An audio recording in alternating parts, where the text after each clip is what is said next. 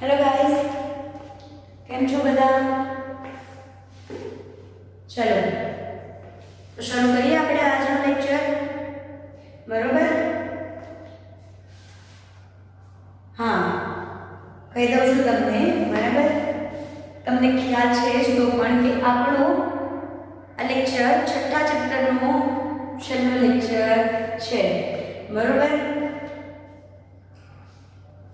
શું જોયું તો આગલા લેક્ચરમાં વાત કરી લઈએ અને અત્યારે શું જોવાના છીએ એ વાત કરી લઈએ. તો અત્યારે આગલા લેક્ચરમાં શું જોયું આપણે? કયો ટોપિક શરૂ કર્યો છે? નિષ્કર્ષણ થઈ ગયું. ધાતુનું શું થઈ ગયું? તો નિષ્કર્ષણ થઈ ગયું. તો ત્યાં સુધી પહોંચી ગયા હતા કે આપણને અશુદ્ધ સ્વરૂપે ધાતુ મળી ગઈ છે. હવે એ ધાતુને આપણે શું કરી રહ્યા છીએ? એનું શુદ્ધિકરણ કરી રહ્યા છીએ. શું કરી રહ્યા છીએ? શુદ્ધિકરણ કરી રહ્યા છીએ. તો ત્રણ પદ્ધતિ જોઈતી શુદ્ધિકરણની. એક જોઈતી નિશ્ચયંદન, 11માં તમે ભણેલા છો. બીજી જોઈતી દ્રાવગલન અને ત્રીજી કઈ જોઈતી? વિદ્યુત વિભાજનીય શુદ્ધિકરણ. બરાબર, ત્રણ હજી જોવાની બાકી છે. ઝોન શુદ્ધિકરણ, બાષ્પકલા શુદ્ધિકરણ અને ક્રોમેટોગ્રાફિકીય પદ્ધતિઓ. બરાબર, તો ત્રણ એક પછી એક જોઈએ આપણે. ત્રણેય પદ્ધતિઓ. બરાબર, તો પહેલી પદ્ધતિ કઈ છે આપણી પાસે? એટલે આમ તો આપણે કઈ પૂછ્યા? ચોથા નંબરની પૂછ્યા ને પદ્ધતિ. કઈ છે ચોથા નંબરની પદ્ધતિ? ઝોન શુદ્ધિકરણ.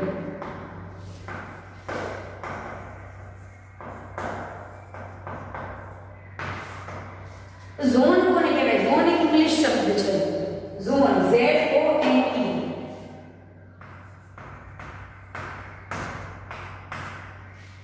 ઝોન, ઝોન સાંભળેલું હશે તમે. આપણે જ્યાં હોસ્પિટલ હોય ત્યાં આગળ લખેલું હોય સાયલેન્ટ ઝોન. શું લખ્યું હોય? સાયલેન્ટ ઝોન, મતલબ કે ચૂપ રહેવાનો. ઝોન એટલે શું થાય? એક ટુકડો છે, મતલબ એક નાની જગ્યા છે. આખો રોડ તમે ગમે એટલા હોમ મારો તમે, ખાલી જેટલા ભાગમાં, જેટલા ઝોનમાં હોસ્પિટલ છે એટલો ઝોન કેવો છે? Silent zone. એટલે કે એક નાની એવો ટુકડો. બરોબર, અથવા થઈ જાય આપણે બીજું ઝોન ડેન્જર ઝોન. એટલે કે એટલો એવો ટુકડો છે કેવો છે? ત્યાં આગળ ખતરાવાળો. બરોબર, ટૂંકમાં ઝોન એટલે કેવું કે કોઈ એક ઝોનમાં, એક નાના એવા ટુકડામાં જ તમે શું કરો છો? શુદ્ધિકરણ. કઈ રીતે સમજાવું તમને? પહેલા તો એ જાણો કે ઝોન શુદ્ધિકરણ શેના સિદ્ધાંત પર કામ કરે છે? તો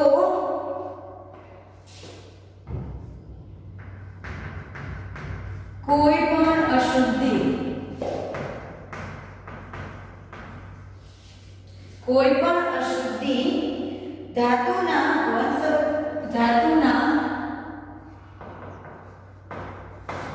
ઘન સ્વરૂપ કરતા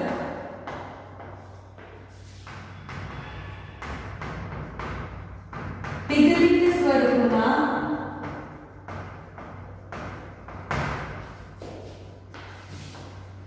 વધારે કેવી હોય છે? ઓગળી શકે તેવી, એટલે કે વધારે દ્રાવ્ય હોય છે.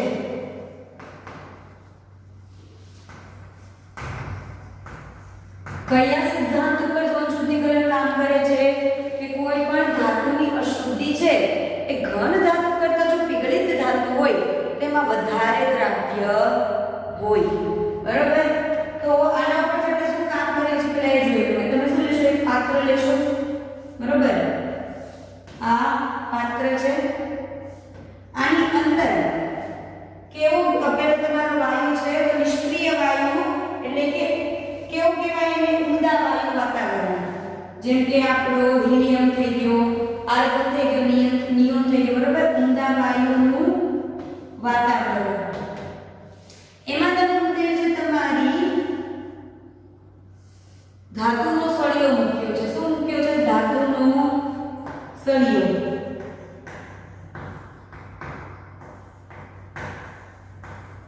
હવે પ્રવાહી સ્વરૂપ ક્યારે થશે? ગરમી આપશો ત્યારે પણ ઝોનમાં થવું જોઈએ. એટલે આપણે અહીંયા હીટર મૂકેલા છે. કેવા હીટર મૂકેલા છે આપણે? તો ગતિશીલ ઇન્ડક્શન હીટર. ગતિશીલ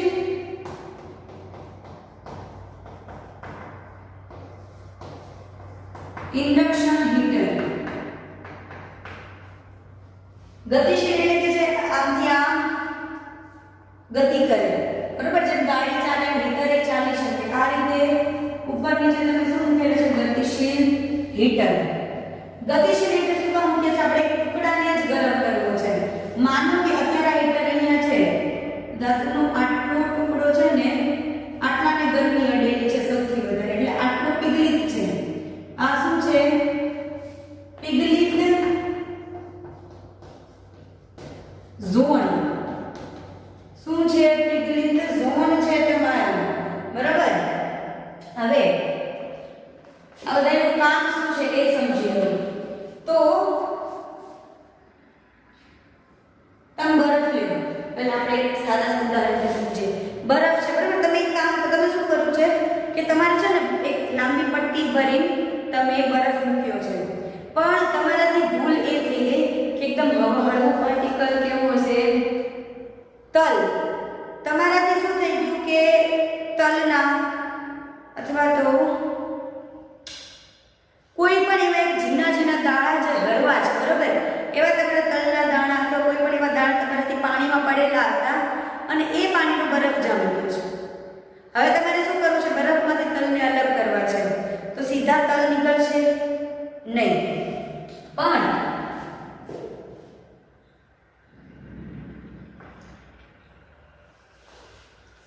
અલગ ખાંડ છે. ચલો, ખાંડ તો અંદર ઉગળેલી હશે ને, ખાંડ ઉગળેલી હશે બરફમાં. આ તમારી બરફની પટ્ટી થઈ ગઈ. હવે તમે શું કર્યું કે અહીંયા ગરમી આપી દેલા, આટલામાં શું આપી? ગરમી. તો આટલાનું પાણી થઈ ગયું તમારે. આ પાણીમાં શું હશે? તમારું જે પણ એ ઓગળેલી વસ્તુ છે એ બરફ કરતા પાણીમાં વધારે ઓગળેલી હશે, બરોબર? એટલે પાણી અને એની અંદર તમારી માનો કે ખાંડ છે. પછી તમે ગરમી અહીંથી આગળ આપી દો છો, ગરમી અહીંયા આપો છો, એટલે અહીંયા પાછળ શું થશે? ફરીથી ઠંડુ થઈને બરફ બની જશે. આટલામાં પાણી થઈ જશે. આટલામાં શું થઈ ગયું? પાણી. તો હવે શું થયું હશે? એક્ચ્યુઅલી શું થયું? પાણીનું અહીંથી અહીંયા વહન થયું. કેમ કે અહીંયા શું થઈ ગયું? અહીંયા બરફ હતો ને અહીંયા પાણી હતું, તો અહીંયા બરફ થઈ ગયું ને અહીંયા પાણી થઈ ગયું, એટલે પાણી અહીંયાથી અહીંયા ગયું, બરફ અહીંયાથી અહીંયા ગયો કહેવાય. તો પાણી ગયું તો પાણી શું કરતું ગયું છે? એની હારે ખાંડ અહીંથી અહીંયા, મતલબ જે તમે અંદર ઓગળેલું છે તે જોડે લેતું ગયું હશે, બરોબર? તો આ બરફ કેવો થઈ ગયો? ખાંડ વગરનો થઈ ગયો. એ જ રીતે તમે છેક સુધી લેતા જાઓ તો છેક છેલ્લે સુધી જતું રહે. આમાં શું થશે એ તમને એક્ઝામ્પલ સમજાવું. આમાં એ જ રીતે થશે. તમારી ધાતુ છે એ ધાતુમાં બીજી કોઈ ધાતુ છે ને એ અંદર કેવી છે? આપણે અશુદ્ધિ તરીકે હાજર છે. હવે અશુદ્ધિને એવું કીધું કે પ્રવાહી સ્વરૂપમાં અશુદ્ધિ વધારે ઉગડે. તો કેવું થશે કે અહીંયા જ્યારે પ્રવાહી સ્વરૂપ હશે, હવે પ્રવાહી સ્વરૂપ અહીંથી આગળ વધે છે, પ્રવાહી સ્વરૂપ અહીંથી અહીંયા આવ્યું એવું કહેવાય. હીટર આગળ ગયું એટલે શું થયું? હીટર જેમ જેમ આગળ જતું જાય ને એમ એમ ગરમી આગળ આપતું જાય, તો પાછળનો ભાગ કેવો થતો જાય? સ્ફટિકીકરણ પામતો જાય, બરોબર? પાછું એટલું શું થતું જાય? ઘન બનતું જાય. તો પાછળ ઘન બનતું જાય એટલે કે પ્રવાહી આગળ જતું જાય છે. તો જો પ્રવાહી આગળ જતું જાય છે તો આગળ એ શું લેતું જશે? અશુદ્ધિ પ્રવાહીમાં જોડે જોડે લેતું જશે.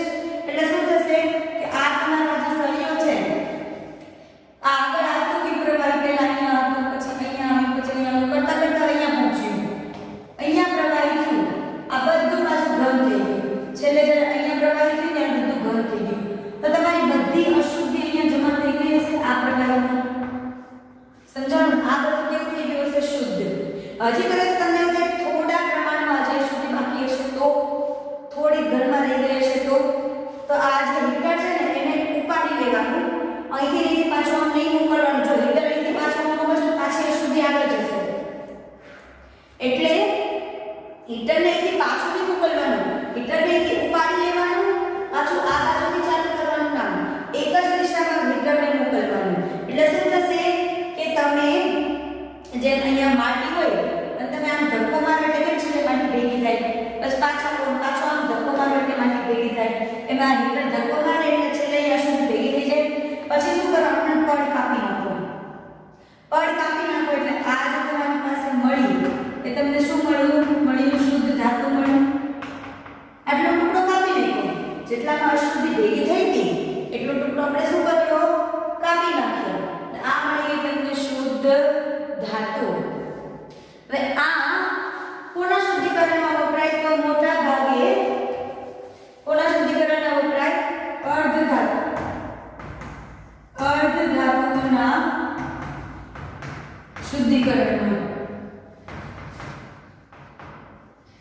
અર્ધધાતુ કે કોણ છે? સિલિકોન, જર્મેનિયમ, ઇન્ડિયમ આવી ઘણી બધી, બરાબર, મતલબ એક્સેટ્રા વગેરે વગેરે. તો અર્ધધાતુઓના શુદ્ધિકરણમાં શું વપરાય? આપણે ઝોન શુદ્ધિકરણ છે એ વપરાય છે, બરાબર. લખી લો ઝોન શુદ્ધિકરણ. પછી એના પછી આગળ જઈએ. હવે જો કેવું છે, તમે લખો છો, હું અમુક વસ્તુ ખાલી બોલું છું, અહીંયા તમને આકૃતિમાં સમજાવું છું, એના તમારે પોઈન્ટ લખવાના છે. ચોપડીમાંથી જ્યારે તમે આ બે વાર લખો છો, બરાબર, ત્યારે ચોપડીમાંથી અમુક પોઈન્ટ છે હું સીધા બોલી ગઈ છું. જેમ કે મેં કીધું કે તમે હિટલરને આગળ મોકલો એટલે ગરમી આગળ વધે ને આગળ વધે પછી આ કાપી નાખો, એ હું બોલી છું, મેં લખ્યું નથી, બરાબર. તો એ તમારે લખતું જવાનું છે જોડે જોડે, બરાબર. જ્યારે લખો ત્યારે ચલો આટલું નોટ ડાઉન કરી લીધું. પહેલા આગળ જઈએ. હવે કયો આવ્યો? બાષ્પકલા શુદ્ધિકરણ. શું આવ્યું? પાંચમું બાષ્પકલા શુદ્ધિકરણ. કલા એટલે તો અવસ્થા જેવું થાય, બરાબર. બાષ્પ અવસ્થા શુદ્ધિકરણ એટલે કે કેવું છે કે તમારા જે ધાતુ હશે ને એનું તમે શું કરશો? બાષ્પ સ્વરૂપ કરશો અને એના કારણે તમને શુદ્ધ ધાતુ મળતી હશે. નિસ્યંદન નહીં. નિસ્યંદનમાં શું હતો? બંનેના ઉત્કલન બિંદુમાં તફાવત હતો. આમાં ઉત્કલન બિંદુની વાત નથી, આમાં ખાલી બાષ્પ બનાવવાની વાત છે. સમજો શું કરવાનું છે. આમાં તમારે શું કરવાનું છે? તમારું ધાતુ હોય ને એનું તમે સંયોજન બનાવશો. બાષ્પશીલ સંયોજન એટલે કે એ સંયોજનને તમે ગરમી આપો ને એટલે સીધી વરાળ બની જાય, પ્રવાહી ના બને. શું બની જાય? વરાળ. એને કહેવાય બાષ્પશીલ સંયોજન. તમે શું કરશો? તમારા ધાતુની બાષ્પશીલ સંયોજન બનાવશો અને એ સંયોજન એટલે કેવું હશે કે હું એવું કહું છું કે એ ધાતુ છે એ અમુક સંયોજક સાથે જ બાષ્પશીલ સંયોજક બનાવશે, બરાબર. હવે સંયોજન બનાવ્યું, અંદરની અશુદ્ધિ હશે, એના તો સંયોજન નહીં બનાવ્યું હોય. સંયોજન બન્યા પછી તમે જે ગરમી આપો એને એટલે શું થશે કે સંયોજન ખાલી શેનું બનેલું છે? ધાતુનું. બાકી કોઈનું સંયોજન બન્યું નથી, અશુદ્ધિનું સંયોજન બન્યું નથી. એટલે ધાતુ અલગ થઈ ગઈ, આ અલગ થઈ ગઈ. પછી તમે ગરમી આપો ને એટલે સંયોજન વિઘટન પામે. વિઘટન પામે એટલે કે તૂટે. તો વિઘટન કોનું થશે? ખાલી સંયોજનનું થશે, અશુદ્ધિઓનું તો થશે જ નહીં, કેમ કે એનું તો સંયોજન જ નથી બન્યું.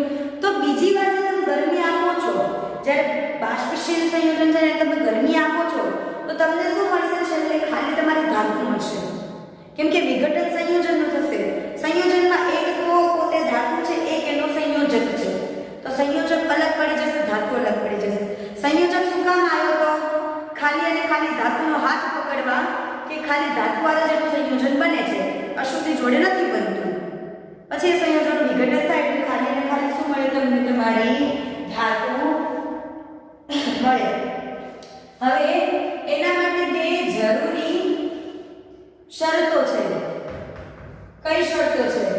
તો પહેલી શરત કે પ્રાપ્ય સંયોજક સાથે ધાતુ શું બનાવે? ધાતુનું સંયોજન બનવું જરૂરી છે, બરાબર. શું છે? જે પ્રાપ્ય કોઈ પણ સંયોજક મતલબ જે સંયોજક હાજર છે, સંયોજન પણ કેવું સંયોજન? બાષ્પશીલ સંયોજન બનવું જરૂરી છે. બીજી શરત શું છે? બાષ્પશીલ સંયોજન જે બન્યું તમારું સહેલાઈથી વિઘટન પામવું જોઈએ.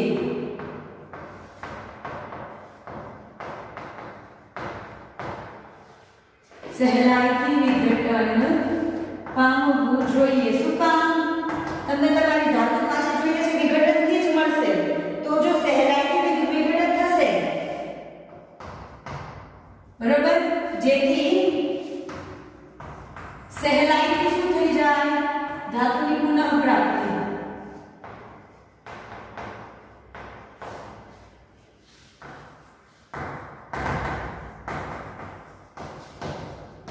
થઈ શકે. હવે એમાં કેવું થાય? માનો કે કોઈ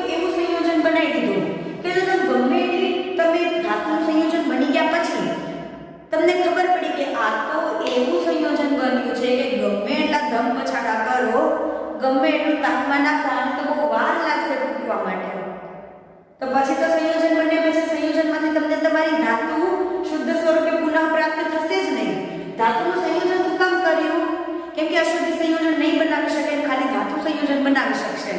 એટલે આ બધા ટુકડા હોય આમાં અંદર ધાતુમાં, એમાં તમે સંયોજન જેવું ઉમેરો એટલે સંયોજન ખાલી ધાતુનું બને, એટલે એ આખું અલગ પડી જાય.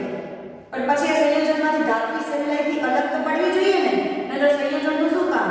બરાબર. એટલે આ બંને શરતો જરૂરી છે. હવે આ શરતોનું પાલન કરીને આપણે ઉદાહરણ જોઈએ કે કઈ ધાતુનું શુદ્ધિકરણ થાય. તો પેલું નિકલ ધાતુનું થાય. બરાબર. કઈ પદ્ધતિથી? મેન્ટ પદ્ધતિથી. કઈ પદ્ધતિથી?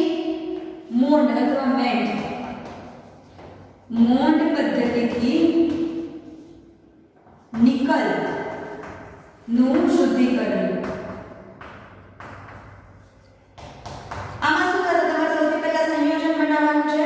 તો તમારી નિકલ ધાતુ છે ને, તમને ખબર છે સંકીર્ણ સંયોજન બનાવવા સક્ષમ છે. અને સંકીર્ણ સંયોજન કોણ બનાવશે? ડી વિભાગના તત્વો હશે જ. બધા તો બનાવશે નહીં. એટલે આની જોડે જે અશુદ્ધિઓ હશે એ સંકીર્ણ સંયોજન બનાવવા સક્ષમ નહીં હોય. એટલે નિકલ શું કરશે? નિકલને તમે કાર્બન મોનોક્સાઇડના 4 મોલ જોડે પ્રક્રિયા કરાવો 330 થી 350 કેલ્વિન તાપમાને. એટલે નિકલ સંકીર્ણ સંયોજન બનાવી દેશે કાર્બન મોનોક્સાઇડના 4 મોલ સાથે. બરાબર. આ કયું થયું? સંકીર્ણ સંયોજન. કેવું? બાષ્પશીલ. બાષ્પશીલ સંકીર્ણ સંયોજન. હવે આ બાષ્પશીલ સંકીર્ણ સંયોજન બની ઘણા વખત શું થયો? બીજી બધી ધાતુ એકલી રહી ગઈ. નિકલ ધાતુનું દરેક જેટલી નિકલ ધાતુ હશે, દરેક નિકલ ધાતુના જેટલા પરમાણુ હશે, દરેક પરમાણુને શું કરી લીધું? સંકીર્ણ સંયોજન કરી લીધું. એક કોઈ નિકલ ધાતુનું પરમાણુ નહીં બચ્યું હોય એમને. એટલે આ આખી નિકલ ધાતુનું તમે શું લઈ લો? સંકીર્ણ સંયોજન લઈ લો. હવે તેનું વિઘટન કરો. 450 થી 470 કેલ્વિન તાપમાને શું કરો? વિઘટન કરો. એટલે વિઘટન કરો એટલે તમને નિકલ ધાતુ અલગથી મળી જાય અને તમારા કાર્બન મોનોક્સાઇડ. એટલે આ શું થઈ ગઈ? ધાતુની પુનઃપ્રાપ્તિ. એ પણ કેવી? શુદ્ધ ધાતુની. શુદ્ધ ધાતુની પુનઃપ્રાપ્તિ થઈ ગઈ આપણે. બરાબર. પેલા અશુદ્ધ હતી. આ જે નિકલ છે ને અશુદ્ધ છે. આ શુદ્ધ થઈને મળ્યો. એટલે આ થઈ નિકલની. હવે બીજી પદ્ધતિ કઈ છે? તો વાન આર્કેલની. કોની છે? વાન આર્કેલની એક પદ્ધતિ છે આપણી પાસે. બીજી વાન આર્કેલની ઝિર્કોનિયમ અને પદ્ધતિ છે. સોરી, વાન આર્કેલની પદ્ધતિ ઝિર્કોનિયમ, ઝિંક નથી, ઝિર્કોનિયમ Zr છે, અને ટાઇટેનિયમ ના શુદ્ધિકરણ માટે.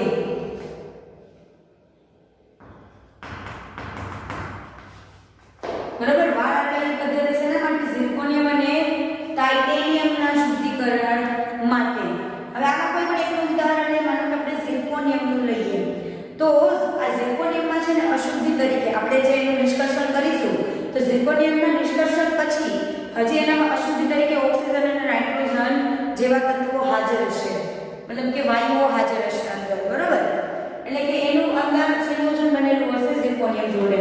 તો તમે શું કરશો કે એક વસ્તુ આપણને ખબર છે, તમને નથી ખબર પણ હું જણાવી દઉં છું કે ઝિર્કોનિયમ છે ને એ આયોડિન સાથે સ્થાયી સંયોજન બનાવે છે. શું કરે છે? ઝિર્કોનિયમ છે એ આયોડિન સાથે ઓક્સિજન અથવા નાઇટ્રોજન કરતા વધારે સ્થાયી સંયોજન બનાવે છે. તો જો તમે આયોડિન સાથે આનું શું બનાવો? આપણું સંયોજન બનાવો ઝિર્કોનિયમનું, તો બધા ઝિર્કોનિયમ જેવું આયોડિન મળશે ત્યાં વધારે સ્થાયી હોય, બધા ઝિર્કોનિયમ આયોડિન સાથે બનાવવા જશે સંયોજન. તો એકવાર બધા ઝિર્કોનિયમ આયોડિન સાથે સંયોજન બની ગયું પછી તમે વિઘટન કરાવો એટલે તમને ઝિર્કોનિયમ મળી જાય. બરાબર. તો તમે શું કરશો? પહેલા ઝિર્કોનિયમ ધાતુ લઈને એનું આયોડિન સાથે સંયોજન કરાવશો. બરાબર. બાષ્પશીલ સંયોજન બની ગયું. એટલે મતલબ શું થાય? તમારી ધાતુમાં એક કોઈ ઝિર્કોનિયમ આયોડિનના સંયોજન સિવાયનો બાકી નથી. દરેક ઝિર્કોનિયમના પરમાણુએ આ પ્રકારનું સંયોજન બનાવી લીધું છે. હવે અંદર તમારે ગમે અશુદ્ધિ પડી હોય આપણે કોઈ લેવા દેવા નથી. હવે આપણે શું કરશું? આ સંયોજન છે ને એને વિઘટન કરીશું. એટલે કે ગરમી આપીશું, બરોબર. 1800 કેલ્વિન જેટલી માનો કે મેં ગરમી આપી આને, બરોબર. તો શું થઈ જશે, જે તમારું ઝિર્કોનિયમ જે છે એ ધાતુની પુનઃપ્રાપ્તિ થશે વિઘટન થઈને, અને આયોડિન જે છે એ હવામાં ઉડી જશે બાષ્પ થઈને, બરોબર. બાષ્પ થઈને ઉડી જશે. જેમ આમાં આ બાષ્પ થઈને ઉડી જતું હતું એમ આમાં આ બાષ્પ થઈને ઉડી જશે.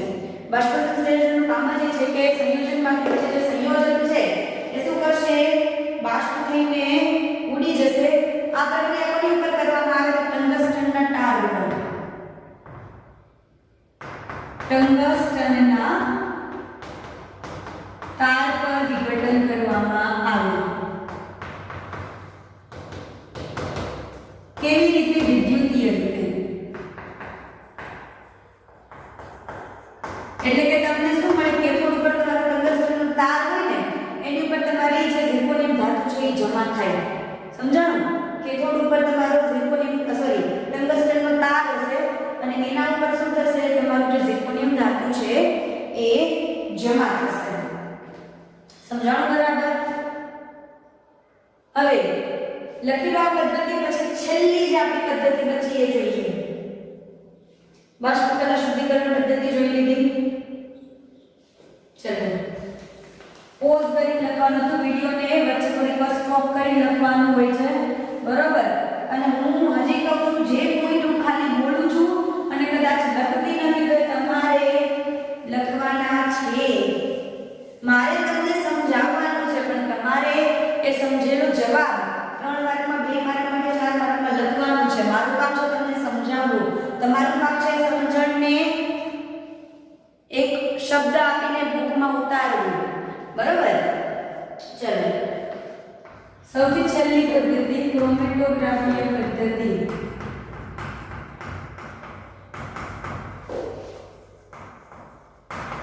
પદ્ધતિઓ ક્રોમેટોગ્રાફી અગર ભણ્યા છો, ના પાડતા જ નહીં, ભણ્યા છો, બરોબર.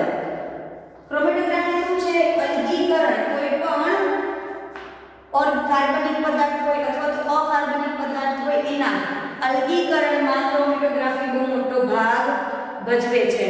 ક્રોમેટોગ્રાફી શું થાય છે કે તમારે ખાલી બેના કલરમાં ફરક હોય ને બે પદાર્થના તો તમને અલગ અલગ મળી શકે છે.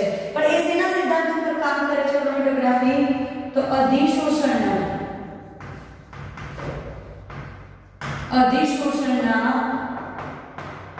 સિદ્ધાંત પર. અથવા તો તમને ખબર છે પેલા ક્રોમેટોગ્રાફી માટે અધિશોષણ જોઈએ. અધિશોષણ એટલે શું, માનો કે આ એક ઘન પદાર્થ, કોઈ પણ ઘન પદાર્થ છે, બરોબર. એની ઉપર હું પાણી રેડ્યું, એની ઉપર શું રેડ્યું, પાણી રેડ્યું અથવા તેલ. એક મેં રેડ્યું પાણી, બીજું મેં રેડ્યું તેલ. તો આની સપાટી ઉપર પાણીનું અધિશોષણ થાય. અધિશોષણ એટલે પાણી અને આપણી પ્રક્રિયા ન કરે, પણ આપણે કેમ જમીન પર ખાલી ઘર બનાવી રાખી દઈએ, પ્રક્રિયા થાય ઘરની અને જમીનની વચ્ચે નહીં, બરાબર. પ્રક્રિયા ક્યારે થાય, ઝાડ હોય જમીન ઉપર ત્યારે ઝાડ અને જમીનની વચ્ચે પ્રક્રિયા થાય, ઘર અને જમીનની વચ્ચે પ્રક્રિયા ન થાય. તો આની ઉપર ખાલી શું થાય, ઘરની જેમ આના ખાલી બૂંદ છે એ ઉપર અધિશોષિત થાય. શું થાય, અધિશોષિત થાય. અને આને આપણે અધિશોષક કહીએ.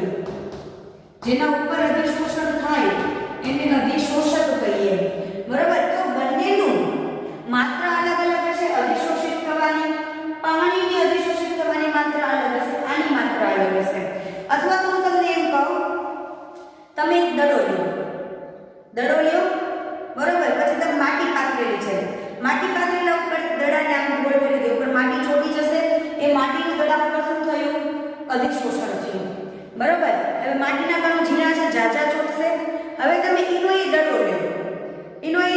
દડો લ્યો અને તમે શું કરો, થોડાક વધારે મોટા કાતરા લો અને એની ઉપર એને આમ ફેરવો.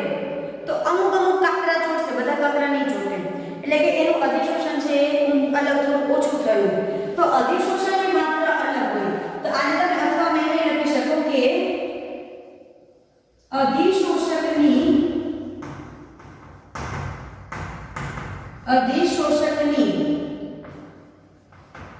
અલગ અલગ શું લઈશું આપણે સોલ્યુશન એટલે એને શું કહેવાય પ્રવાહી કહેવાય ને સોલ્યુશન શું કહેવાય પ્રવાહી તો અધિશોષકની અલગ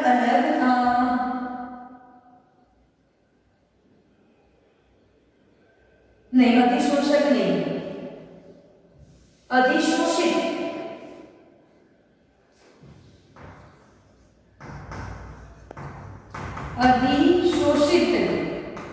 ની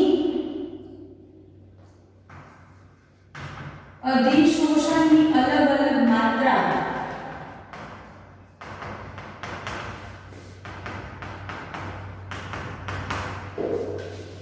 ના સિદ્ધાંત હું તમને સમજાવું મેં તમને શું કીધું કોઈ પણ અધિશોષિત જેનું અધિશોષણ થાય છે એ અધિશોષણ કેટલી માત્રામાં થાય છે તો અલગ માત્રાના સિદ્ધાંત પર તમે શું કરી શકો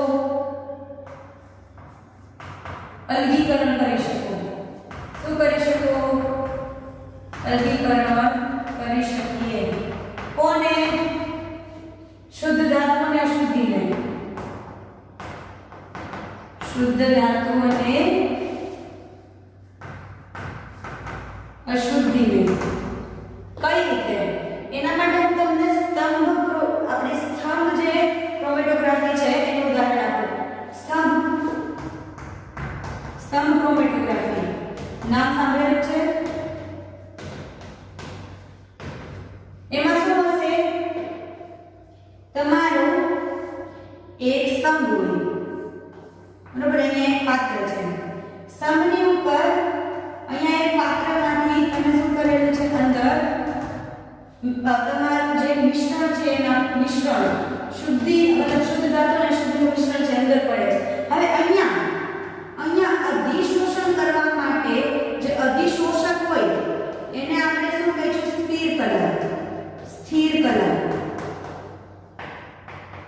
સ્થિર કલા કોણ હશે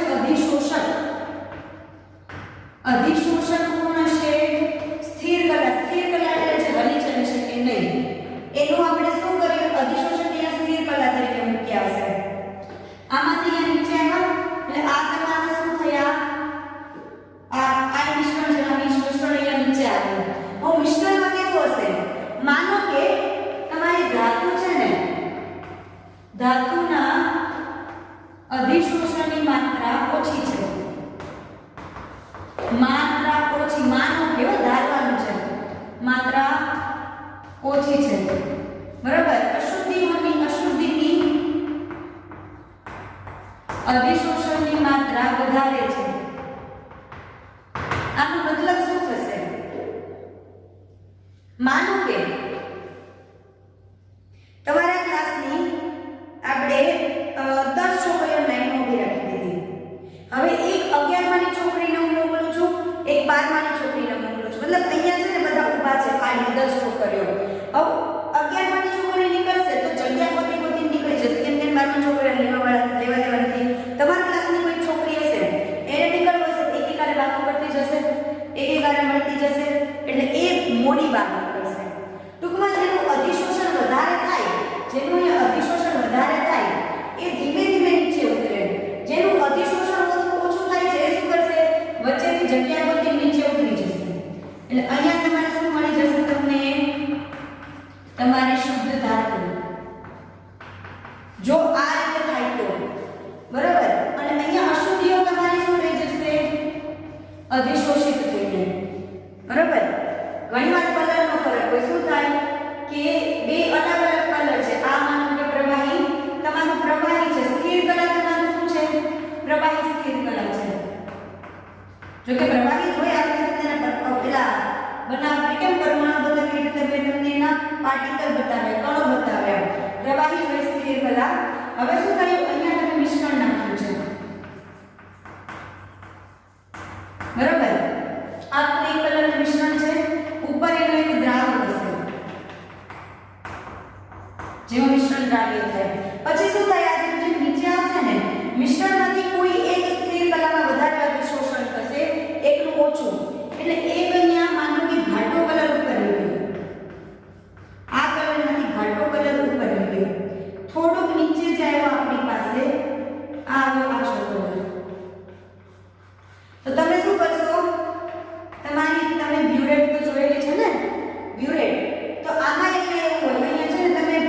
કરીએ તો ડ. તો જ્યાં સુધી આ આછા કલરનો તમારો મિશ્રણમાંથી આછા કલર વાળો ભાગ જ્યાં સુધી નીચે આવે છે ત્યાં સુધી તમે આવવા દેશો. આ ભાગ પૂરો થઈ જાય એટલે તમે નળ બંધ કરી દો. અહીંથી તમે બંધ કરી દો એટલે આ ભાગ ઉપર રહી જશે. પછી પાત્ર બદલી નાખો, બીજું પાત્ર લઈને એમાં આ ભાગ સમજાણું. એટલે આ રીતે અલગ અલગ ક્રોમેટોગ્રાફીથી શુદ્ધિકરણ શક્ય છે. તમારે આકૃતિ આપેલ નથી પણ તમે 11મા ધોરણમાં ભણેલા તો છો, તો આ રીતની આકૃતિ તમારે કદાચ બનાવવી હોય તો તમે બનાવી શકો છો. બરાબર. તો આ હતું આપણું છઠ્ઠું ચેપ્ટર. જોયું તો આપણે છઠ્ઠા ચેપ્ટરમાં કંઈ નથી, બહુ સરળ છે. પહેલા ખનિજને તોડીને એમાંથી શું કાઢ્યું? અયસ્ક. પછી અયસ્કનું સંકેન્દ્રણ કર્યું. એ સંકેન્દ્રિત અયસ્કમાંથી ધાતુનું નિષ્કર્ષણ કર્યું એટલે કે સલ્ફાઇડ ઓક્સાઇડ બધું કાઢીને અશુદ્ધ ધાતુ મેળવી. પછી અશુદ્ધ ધાતુનું શુદ્ધિકરણ કર્યું. 4 પગની પ્રક્રિયાઓ કરી આપણે. હા, એમાં જ્યારે આપણે નિષ્કર્ષણ કર્યું ત્યારે ધાતુ કર્મ વિધિના ઉષ્માગતિકીય અને વિદ્યુત શું કહેવાય એને આપણે ઇલેક્ટ્રોકેમિકલ એટલે ઇલેક્ટ્રોકેમિસ્ટ્રી એટલે વિદ્યુત રાસાયણિક સિદ્ધાંતો જોયા. બરાબર. પણ આ ચેપ્ટર તમને સ્કોરિંગ ચેપ્ટર છે, માર્ક્સ અપાવે કેવું છે. શું કામ? શું પૂછશે બધી તમને? શુદ્ધિકરણની 6 શુદ્ધિકરણના જેટલી પદ્ધતિઓ છે એના નામ દર્શાવો. કોઈ પણ 2, કોઈ પણ 3 અથવા કોઈ પણ 4 શુદ્ધિકરણની પદ્ધતિઓ વિસ્તૃત રીતે સમજાવો. અથવા તો ધાતુના નિષ્કર્ષણની આ પદ્ધતિ સમજાવો, અથવા તો એલ્યુમિનિયમના નિષ્કર્ષણની પદ્ધતિ સમજાવો, કોપરના નિષ્કર્ષણની પદ્ધતિ સમજાવો. છે ને? સાવ સહેલું. ખાલી તમારે યાદ રાખવાની છે જે કઈ પ્રક્રિયા થાય છે, બાકી સવાલમાં કોઈ ફેરફાર થશે જ નહીં. બરોબર. તો બહુ જ સરળ ચેપ્ટર છે. વાંચી જેટલું સમજી લેશો એટલું તમને એક્ઝામમાં માર્ક્સ અપાવે કેવું ચેપ્ટર છે. બરોબર. પણ થોડું પોતાની ઇમેજિનેશન પાવરને વધારવાનું. તમને હું કંઈ ઇમેજિન કરવાનું કહું છું એના બદલે તમને કોઈ બીજો એક્ઝામ્પલ નજર સામે દેખાતું હોય એના ઉપર તમે વિચાર કરવાનો. તમારે જરૂર નથી જે હું કહું એ જ ફોલો કરો. બરાબર. પણ ઇમેજિનેશન પાવર વધારવાનો. તો ચલો અહીંયા પૂરું કરીએ આપણે ચેપ્ટર 6. હવે મળીએ. અચ્છા, હોમવર્કમાં શું કરશો? ત્રણેય પદ્ધતિ 2 વાર લખવાની છે અને ચેપ્ટર પતી ગયું એટલે ચેપ્ટરની નોટ્સ મને મોકલી દેવાની છે. બરાબર. બાકી મળીએ આપણે આવતા લેક્ચરમાં એક નવા ચેપ્ટર સાથે. બરાબર. ચલો.